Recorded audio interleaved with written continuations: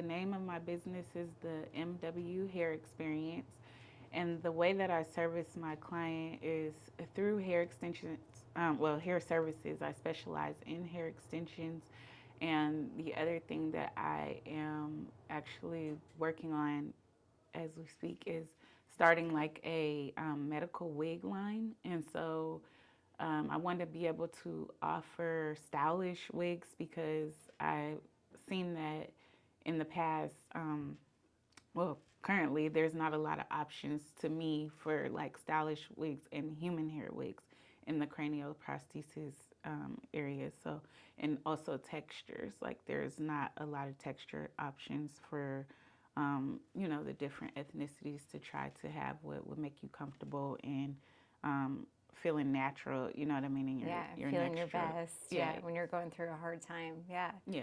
So. How did you get into hair and doing extensions and wigs? How did you get in? Tell me a little bit about that, about your story. So, I guess I would say it started probably in about high school. I would like always like do hair, like my friends' parents' hair for money. Like I don't know. I grew up in Seattle, and like Jordans was a huge deal, and they're still expensive, but for the time then they were expensive. So Jordans, the shoes. Yeah, like I would. You're saving up for some of them. Yeah, or I would just say to my mom, like, "Can you match me?" Like, and I would just like I would work for shoes. So work for shoes. It's a good goal. Yeah. So that's how I started it, and then like I honestly don't think I really wanted it to be a career, but I did want to be in like something creative, fashion or like interior design, or I wanted to be an architect as well. So it was something creative.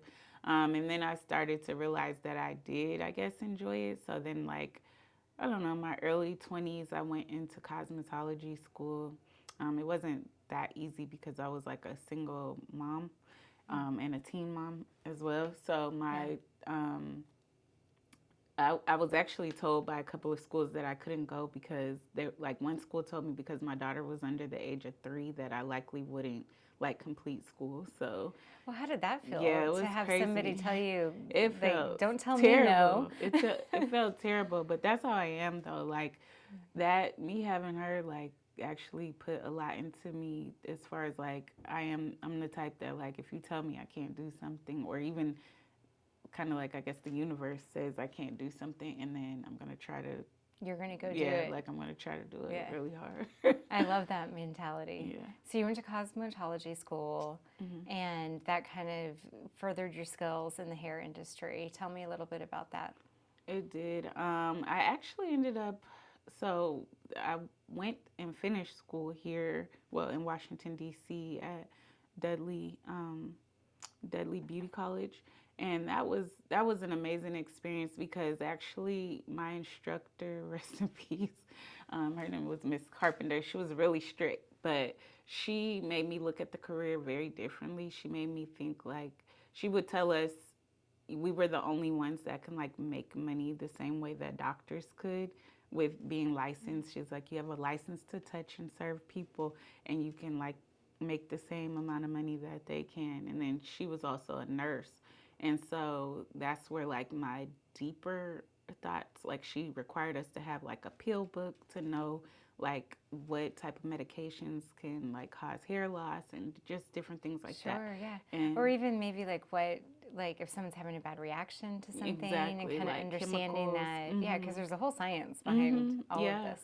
Yeah, so yeah, she required us to like know a lot, and I think that it was great that she was a nurse as well. So she just, I don't know, she had me look at it like really, really differently because honestly, it wasn't a career that I thought of as like glamorous at first, especially because it's a service thing. So I don't know, but again, I was like, okay, I'm a professional. Like as I, went through, she cared about the way that we carried ourselves and even the way that we like, interacted with our clients and just thinking of it really, really differently. So was she a pretty good mentor?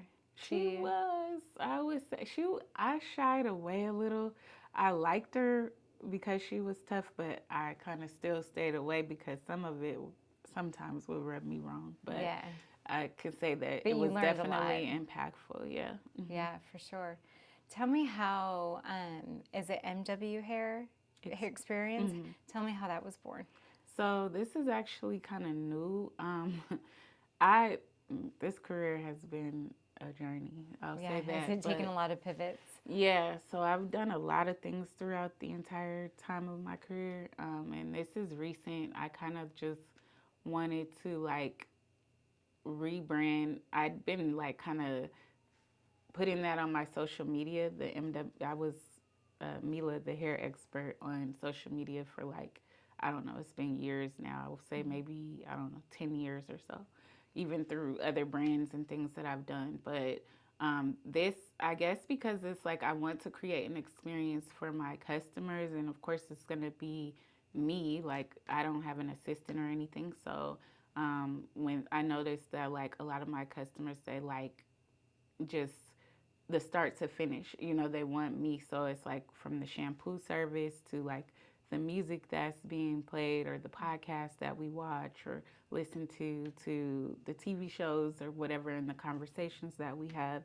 It's and of course the service that I'm providing. Yeah. It's all an experience. So I was like, okay, we'll just call it the MW hair experience. Experience. Yes. Yeah, I like it because it is an experience and it's an intimate relationship. It is. As yeah. well. Especially because the way that I service my clients too is in like a private room.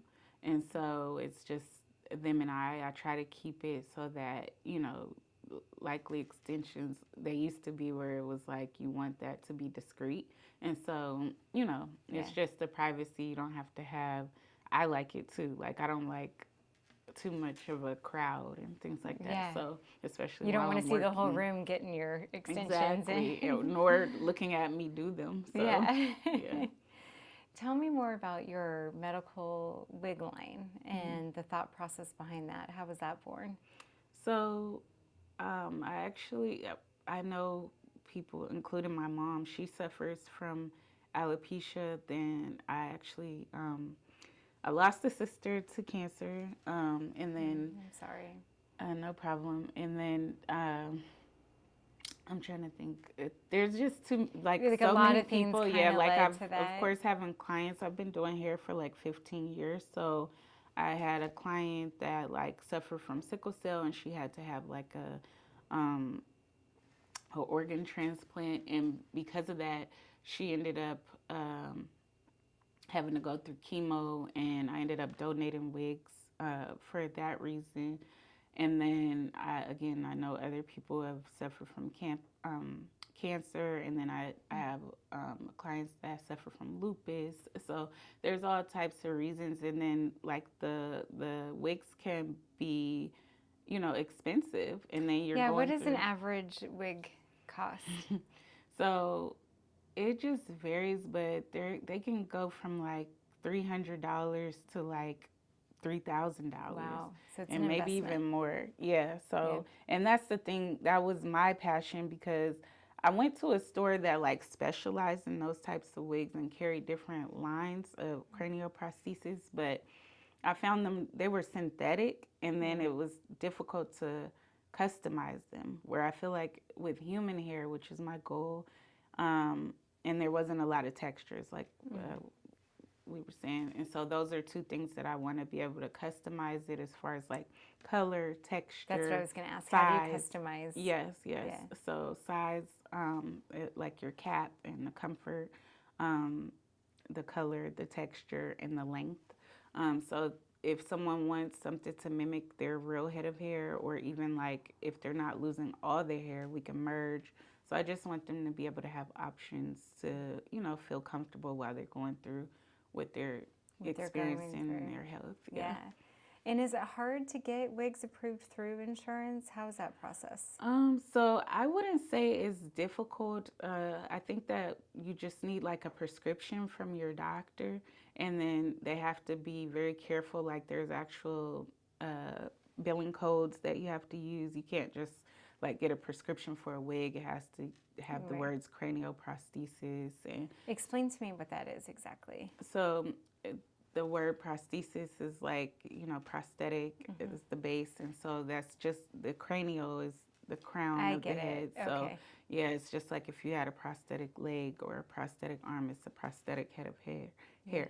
And another Which should be covered just the same way as anything else. exactly, and it is, Yeah. especially like I know the Department of Veteran Affairs, they approve a really good amount for their, you know, the For the veterans, veterans. I'm yeah. sorry, I'm like their customers. I No, don't want yeah, to say that, I got but you. yeah, them. And then there's particular insurances that will cover, like, say, up to a percentage, like maybe 70% or 60% or whatever, and then you would just figure out how to come up with the cost, the remaining cost. And another thing that I just incorporated in my business is accepting financing. So that was good. Like, yeah. That's nice too for people that need to spread things out a bit. Yeah, And you can get approved, and you can include like hair services as well as the actual hair and everything great. in there. So, what do you find most rewarding about what you do? I love to see how women like see when I love the almost instant gratification of seeing like the transformation instantly. Like I get to see like, ooh, you came in this way, you leave this way, and then I love to see their results. Like when they're done, most women perk up and then they're just like, yeah, I'm ready to go out now. Yeah. Like they were like they might come stand in a little tired. taller. Yeah, They like walk with a little strut out exactly. of there. Yeah, they'll come in tired and then they're like, oh no, I'm going to dinner now, or I think I'm going to accept that date or whatever it is. And I'm like, yeah, girl, go show And up. that probably feels good, right? Absolutely. I love that. What are you doing for advertising and marketing to get people in the door? What's working for you? What's not working for you? So the main way that I get, so that's a good question. I guess I rely a lot on social media, but I don't think that has been that great lately. Yeah. I'm working on like running ads and yeah, pretty much running ads. And then I was thinking in the past I've partnered with Groupon, but I want to be really strategic in how I partner with them going forward, because you can sometimes attract like the wrong, I don't want to say the wrong type of client, but you will likely not get a repeat customer out of them, and they're likely bargain seekers. So which is takes everybody to make the world go round. Yeah, but I can see how that might not translate into a repeat customer. So how do you kind of overcome those hurdles? So a lot of times I haven't dealt with Groupon in years. And so most of the time, like a customer needs maintenance with their service, or if they're really comfortable with the way that I've done it, and then of course they'll want to come back and they likely refer someone else. So yeah, do you do a lot of before and afters on? I do. Social media has a lot of photos. I feel like I don't do a lot of befores too much, because I feel like I don't want to expose people too much. They don't, they're shy. So they're even shy about the afters, but I'm like, it's okay, it's good. This looks too good. So I take a lot of pictures. Like, so. That's good. Yeah, keep them always in your back pockets. You've got some content for later. Where do you see yourself going in the next few years? I hate to put a time limit on it, but you see growth?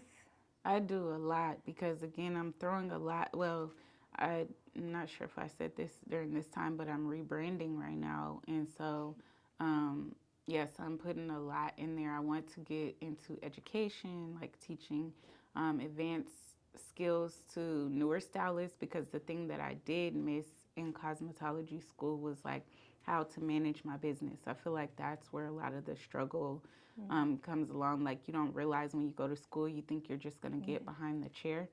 And there's a lot that you need to know, that you have to be your own business manager, marketing. Do you think that's a common theme in cosmetology and a lot of trade schools, that they're kind of missing that business part on it? So sorry, continue what you were saying. Yeah, so basically what you're saying, like, and so I want to basically bridge that gap. In addition to that, the practical part of it, I would like to like teach advanced techniques where people can learn like the extensions and maybe even how to make wigs or whatever it is that they need to learn, but more so the extensions because I do a lot of advanced techniques and I'd like to start teaching how to properly do those. I've been doing them for a lot of years, and honestly, I don't think if I didn't do them, I wouldn't have been able to stay around for as long as I have. But I believe in specializing and doing what you're good at for sure. But I know that because they're high ticket services, they help me to, reach six figures in That's earnings. good. So yeah. Do you feel like extensions are definitely on the uprise? I feel like more and more people are doing them of all different nationalities. Absolutely. Do you feel like it's become more of a, not necessarily a trend, but a little bit more common? It's definitely more common. I don't think it would be a trend. I think that there's trends within it. Like there's different types of extensions that they'll do more or less of over the years. It's crazy because when I started like 15 years ago, a lot of the types of extensions that we were like doing then are now like repeating and they're becoming way more popular. And I'm just like, what? Like I was doing that 15 years right, ago. Exactly. Yeah. So it's like nothing new. But again, that's what makes me want to get on the education side of things. Yeah, it's like, and have the opportunity to mentor somebody else maybe that Exactly. was in your shoes, right? Exactly. Yeah. I was going to ask you a question about the wigs. Okay, do you make the wigs? I can, but it's not going to be my plan to unless it's like, so there are stock wigs, and I prefer to have that just so that it's a little bit faster. But if there is some customization or whatever that they need, then I can do that. And then the other thing I will do is maintenance them. And so if you want to change the color, if you want to, go shorter or whatever, like change your look, maybe you might want a ponytail. Yeah, not unless we add hair, but it likely won't look right. You'll just need a different unit. But yeah, if you want to like try a haircut or try like a hairstyle or something with it, and then we can, do that. And then of course, a lot of times they'll need cleaning and just to be brought back to life, like shampoo, condition, because they need the same hair care and conditioner when it's human hair, right? Yes, and the same with the synthetic. But again, I don't know. I'm just not big on them. I've seen some look okay, but my goal is the human hair. Well, it sounds like you have the eye for it. Like what might look good to me, and be like, oh no, that is not good. Yeah, I can't even watch TV without like cringing at some of at it. the hair. Yeah, yeah. I'm always like. How old's your daughter now? You said she was. She's actually gonna be 21 in like 2 weeks. Yeah. So she's a sophomore in college. I'm really proud of her. Congratulations. How does that feel to have her kind of going into adulthood? It feels great. Like it feels great. I've taught her how to do some things, and so sometimes she works with me, like when she's on her breaks. She's more of a braider, but yeah, I'm super proud of her. And then she's interested in going to marketing. I'm like, let's go. Yeah, really, let's go. Right. And then bring some of those skills my way. Exactly. Are there any parting words you'd like to leave us with in regards to business, maybe a mantra that you live by? It's always a big question. No, I can't think. I wasn't expecting. Maybe advice for someone in your shoes that kind of went through similar things. Yeah, that you went through and kind of building your own business. It's a journey, so I think that it's big to educate yourself, and then also like it's weird the way this is gonna come out, but keep your eyes on your own paper. Because like social media will make you crazy, especially like in my industry. It's very competitive. It's almost like a popularity contest to be a stylist, and so you can't let like other things, outside things, you can't let influencers influence you. Yeah, I think if it's positive, because I have people that I look up to or whatever, admire their business and how they do things. And so what I think you should do is like not beat yourself up to try to like like, why am I not there or whatever, but maybe just look at what they're doing and how you can incorporate it into your business. Yeah. And so that's I've the only actually thing. haven't heard that expression before, and I really like it. To keep your keep your eyes on your own paper. Yeah. Kind of like just stay in your lane. Yeah, You do because you. it'll come, and then also just stick with it, because I think I've deviated and I'm kind of kicking myself because I've deviated so many times and gone into different things because I have a lot of interest, but I have done the hair, like I always come back to it every single time, so or it's always there in the background. But I feel like if I stuck with like putting effort in at times when it needed to be nurtured, I realize now, like, no matter what you do, you're gonna have to put in that effort and time. So you might as well do it if this is your, you know, your passion. But I understand falling in and out of love with things too. So Yes. Yeah. Well, Mela, thank you for coming in today. Thank you for having me. It was wonderful to meet you, and I loved hearing your story. You as well. Thank you. Thank you.